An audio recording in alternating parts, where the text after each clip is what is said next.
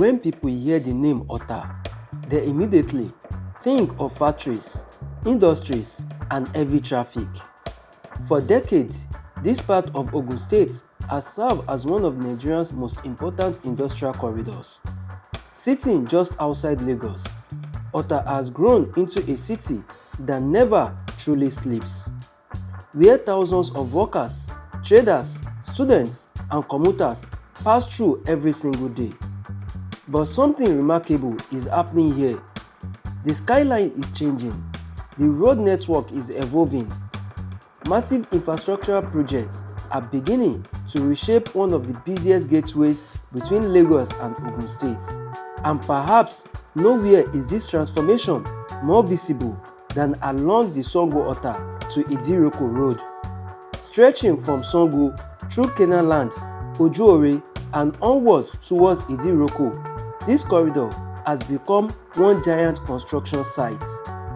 Today, we are taking a comprehensive look at some of the biggest projects currently transforming this axis. We'll examine their progress and discuss what these developments could mean for the future of Ota and Ogun State as a whole. Hi guys, welcome back to my channel. My name is Bolaon, and today I am in Ota, Ogun State, where I'll be showing you the progress of some of the projects around this axis. I am presently on one of the locations which I'll be showing you, and that is the Winners Flyover. And as from what I can see, one lane has been opened while this lane is actually closed. But before I proceed to show you what the Winners Flyover look like, I'll firstly be showing you the progress of what have been achieved on the 100,000 capacity Ark Auditorium of the Winners Chapel, which is just behind me at that other side. I don't know if you can see it, but if you can't see it, I'll be flying my drone and I'll be showing you what the progress of the Ark Auditorium presently looks like in 2026. Then after that, we'll be proceeding to show the progress of the Winners Flyover before we move to Oju-Ore, to also show you the progress of the Oju-Ore Flyover as well. So guys, let's get into the video and let me show you the 100,000 capacity Ark Auditorium of the Winners Chapel. Our journey begins inside one of the most ambitious religious construction projects currently underway anywhere in Africa, the Ark Auditorium. Before we take a closer look at the construction itself, it's worth understanding why this project is so significant. For more than 2 decades, Canaanland has evolved into much more than a church campus. What started as a vast expanse of land has gradually developed into an entire community, complete with educational institutions, residential areas, commercial activities, and one of the world's largest church auditoriums, the Faith Tabernacle. Every year, millions of worshippers and visitors travel here from across Nigeria and around the world for various programs and events. That level of activity naturally places enormous pressure on surrounding infrastructure. Roads become congested, traffic builds up for kilometers, and public utilities experience increased demand. As the ministry continues to expand, so does the need for facilities capable of accommodating even larger gatherings. That need gave birth to what is now known as the Ark, a proposed 100,000 capacity auditorium designed to become another landmark within this already expansive campus. And judging from what we are seeing today, construction has entered one of its most exciting phases. If you've watched some of our previous updates on this project, you will immediately notice just how much progress has been made. The last time I visited, much of the structure was still dominated by exposed concrete and steel. Today, the story is completely different. The auditorium has now entered its roofing phase. This is often regarded as one of the most technically demanding stages of any project of this magnitude. Once the roof begins to take shape, the building rapidly transitions from looking like a construction site into a recognizable landmark. From above, you can now appreciate the enormous footprints of this development. The sitting bow stretches across an incredible area. The structural columns rise above the surrounding landscape, and every section of the building reflects the sheer complexity involved in delivering a facility capable of accommodating 100,000 people under a single roof. To truly appreciate how quickly this project is advancing, let's take a quick trip back in time. This was the site during my previous visit. At that stage, much of the upper structural steel had yet to be assembled. The roof system existed largely on paper and in fabrication yards.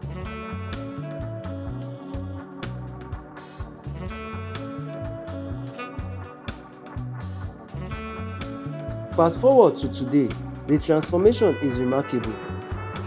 The ring truss has advanced significantly. Roof installation has commenced. More equipment is operating simultaneously across different sections of the project, and the building is beginning to reveal its final architectural form.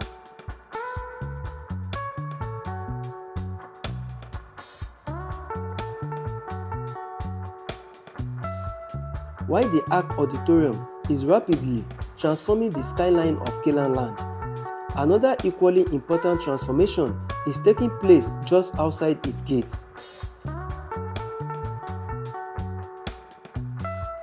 For years, this section of the Sango-Ota Idi-Iroko road has been synonymous with heavy traffic. Whether during Sunday services, major church events, or simply the daily rush of commuters and heavy-duty trucks, this junction has struggled to cope with the sheer volume of vehicles using it every day. The challenge becomes even greater as residential estates, industries, educational institutions, and commercial developments continue to expand across this corridor. To address this growing pressure, the federal government embarked on the construction of a new flyover at the entrance to Canaanland, a project designed to improve traffic flow and eliminate one of the major bottlenecks along this busy highway. And today, we are beginning to see the results. One of the most noticeable developments here is that part of the flyover has now been opened to traffic. Although construction is still ongoing, motorists are already using one carriageway of the bridge. This partial opening is a strategic decision. Rather than waiting until every aspect of the project is completed, traffic has been diverted onto the newly completed section to maintain movement along this busy corridor. The reason becomes obvious once you look at what is happening below.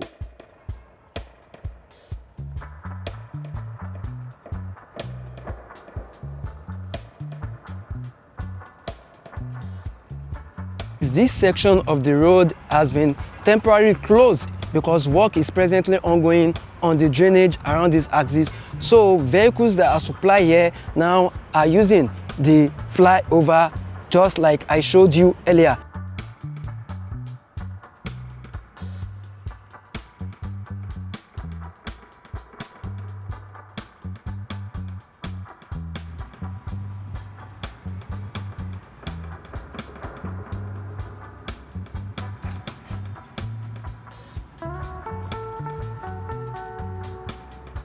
The original roadway serving vehicles traveling from Aton towards Oju-Ore has been temporarily occupied by major drainage construction. Instead of forcing motorists into severe congestion, the contractors have redirected vehicles onto the completed section of the flyover while work continues safely at ground level. It's a practical approach that allows construction and traffic to continue simultaneously. For daily commuters, it may not eliminate congestion entirely, but it certainly helps reduce what could have been far worse delays. As more sections of the project are completed, traffic flow through this corridor is expected to improve even further.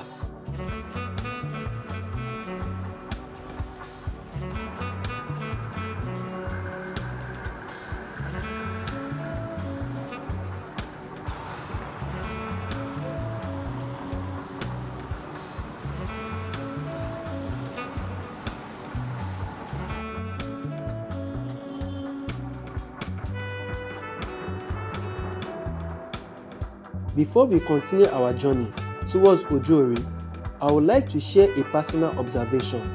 One thing I've noticed while driving through this corridor is that several sections of the road have already been resurfaced with fresh asphalt. That's certainly an improvement over the previous condition.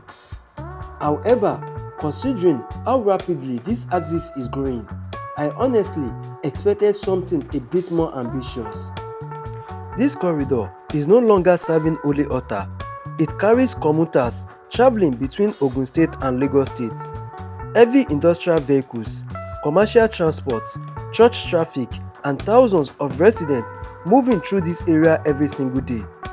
Population continues to increase, commercial activities continue to expand, housing development are spreading further along the corridor, and naturally, traffic volumes continue to rise. Given these realities, I thought this would have been an ideal opportunity to significantly widen more sections of the road to accommodate future demand rather than simply rehabilitating part of the existing carriageway. From Canaanland, we are continuing our journey eastwards along one of Ogun State's busiest transport corridors. Just a few kilometers from Winners Flyover lies another location that has frustrated motorists for years: Oju-Ore.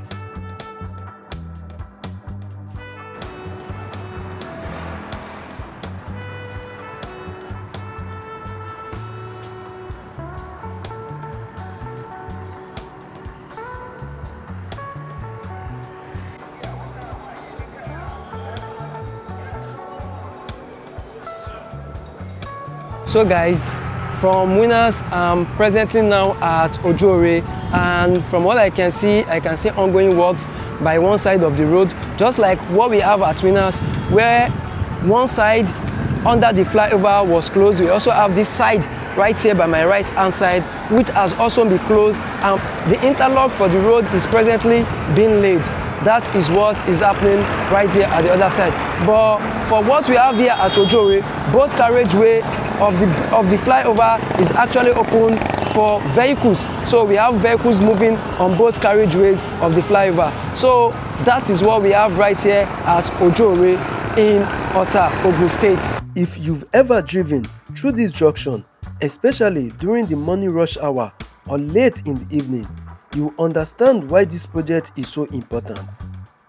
This isn't just another intersection, it's one of the busiest transport hubs in Ota. Vehicles from Lagos, Aton, Tollgate, Sango, Ifo, Idi-Iroko, and several surrounding communities all converge here before continuing to their various destinations. For decades, that constant mixing of through traffic, commercial buses, pedestrians, and heavy-duty vehicles created severe congestion. The construction of this flyover is intended to change that. And from what we are seeing today, that transformation is gradually becoming a reality. Arriving the site, the first thing you notice is that the bridge itself is already dominating the skyline. The massive concrete structure now stretches across what was once one of the busiest conflict points along this corridor. Unlike our previous visit, traffic is no longer confined entirely to the ground level. One side of the flyover has now been opened to motorists. Although construction is still ongoing, this partial opening is already changing the way vehicles move through Oju-Ore. Beyond the bridge itself, work is also continuing along the approach roads leading into the flyover. This is an important part of the project that often receives less attention. A flyover is only as effective as the roads connecting to it. If vehicles leave a smooth bridge only to encounter damage or poorly designed approach roads, congestion simply shifts from one location to another.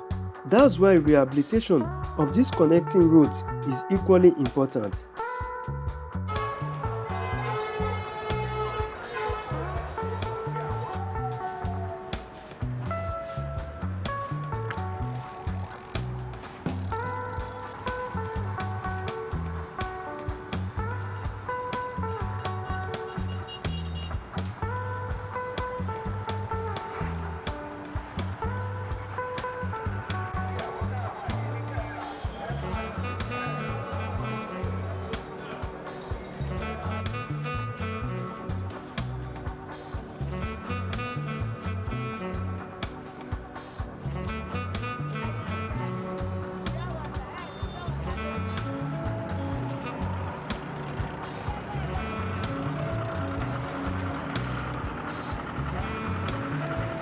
As we wrap up today's tour, one thing is becoming increasingly clear.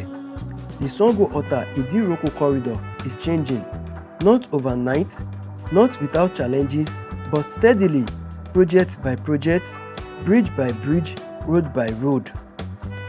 Whether you are a resident, a daily commuter, a business owner, or simply someone interested in Nigeria's infrastructural development, this corridor will be one worth watching over the coming years.